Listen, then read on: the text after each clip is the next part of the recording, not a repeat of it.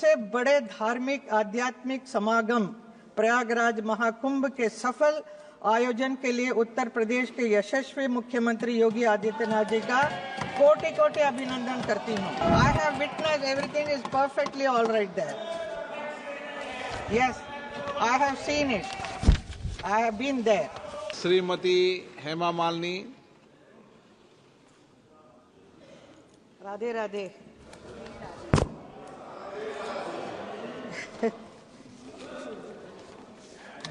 To 2005-06 के budget पर सदन में चर्चा हो रही है। इस विषय में मुझे भी भाग लेने का अवसर मिला है, इसके लिए आपका मैं बहुत बहुत धन्यवाद प्रकट करती हूँ। सबसे पहले मैं कहना चाहूँगी, दिल्ली में जो हुई है जीत, इसके लिए मैं हमारे पार्टी भारतीय जनता पार्टी के सभी नेताओं और कार्यकर्ताओं सभी को बहुत बहुत शुभकामनाएं, बधाई देती हूँ। मैं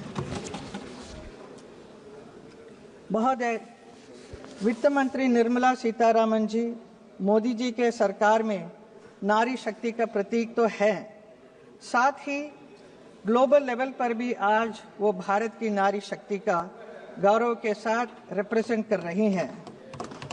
एक महिला सांसद के नाते मुझे उन पर बहुत ही गर्व है। निर्मला जी का ये लगातार 8वां बजट है, जो एक रिकॉर्ड है। उनके इस असाधारण उपलब्धियों के लिए मैं उन्हें बहुत बहुत बधाई देती हूँ। भारत आज दुनिया का सबसे तेज गति से विकसित हो रहा देश है। प्रधानमंत्री श्री नरेंद्र मोदी जी के मार्गदर्शन में वित्त मंत्री निर्मला जी ने जिस प्रकार इस संकट काल में कठिन परिस्थितियों में देश की अर्थव्यवस्था को टॉप पर लेकर आई हैं, उसके लिए मैं उन्हें बहुत बहुत बधाई देती हूं। और उन्हें इतना ही कहना चाहूंगी कि जलाने वाले जलाते ही हैं चिराग आखिर, ये क्या कहां की हवा तेज है जमाने की। अध्यक्ष महोदय, महाकुंभ के विषय में कुछ बोलना चाहूंगी। मैं उत्तर प्रदेश से सांसद हूं, जहां तीर्थराज प्रयाग में भारत की महान सांस्कृतिक परंपरा का महाकुंभ चल रहा है। इस महाकुंभ में भाग लेने के लिए देश विदेश से करोड़ों लोग यहां आकर स्नान करने के लिए आ रहे हैं।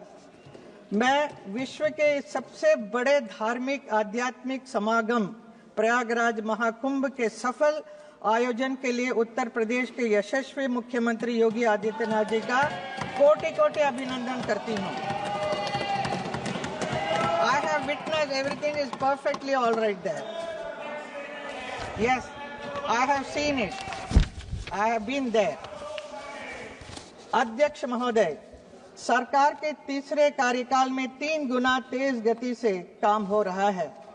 सौभाग्य से मथुरा के सांसद के रूप में मेरा भी ये तीसरा कार्यकाल है और मथुरा में भी 3 गुना तेज गति से जो काम हो रहा है, उसके लिए मैं मोदी जी और योगी जी को बहुत बहुत धन्यवाद करती हूँ, जो मुझे हर समय और योगी जी को बहुत बहुत धन्यवाद करती हूँ, जो मुझे हर समय सहयोग मिलता रहता है। आभार व्यक्त करती हूँ। अध्यक्ष महोदय, मोदी जी की सरकार में आज देश बड़े निर्णयों और नीतियों को असाधारण गति से लागू होते देख रहा है। इन निर्णयों में गरीब, वंचित, मध्यम वर्ग, युवा, महिलाओं, किसानों को सर्वोच्च प्राथमिकता मिली है। बजट पर अब तक हमारी पार्टी के कई माननीय सांसदों ने इधर बात की है, अपने विचार रखे हैं। बजट के घोषणाएं किस प्रकार देश की जनता के लिए हितकारी है, विस्तार से सब लोगों ने बताया है, तो उन्हीं बातों को मैं वापस नहीं दोहराना चाहूंगी। मैं उन सबका समर्थन करती हूं। बजट के कुछ फ्यू पॉइंट्स है जिसमें मैं कहना चाहूंगी। अध्यक्ष जी, वित्त मंत्री जी ने इस बात पर जोर दिया है कि भारत की इकोनॉमी में महिलाओं की भागीदारी बढ़े। उन्होंने 70% महिलाओं का आर्थिक गतिविधियों से जुड़ने के लिए कदम उठाने की बात की है।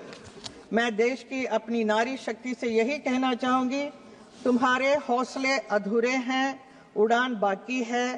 ये तो सिर्फ थोड़ा है, आसमान बाकी है। नाम तेरा भी होगा, काम तेरा भी होगा, अभी तो तुम्हारी पहचान बाकी है। एजुकेशन सेक्टर की बात करें तो अगले 5 वर्षों में सरकारी स्कूलों में 50,000 अटल टिंकरिंग लैब की स्थापना और भारत नेट परियोजना के अंतर्गत ग्रामीण क्षेत्रों में सभी सरकारी प्राथमिक स्कूलों में ब्रॉडबैंड कनेक्टिविटी बहुत अच्छा कदम है। हेल्थ सेक्टर में कैंसर की 36 मेडिसिन पूरी तरह से ड्यूटी फ्री कर दी गई है। अगले 3 वर्षों में सभी जिला अस्पतालों में ये डे केयर कैंसर सेंटर स्थापित करने की सुविधाएं प्रदान करने का निर्णय किया गया होगा। यूथ सेक्टर में बजट में देश के युवा के लिए स्टार्टअप के लिए लोन सीमा को 10 करोड़ रुपए से बढ़ाकर 20 करोड़ रुपया किया गया है। अध्यक्ष महोदय,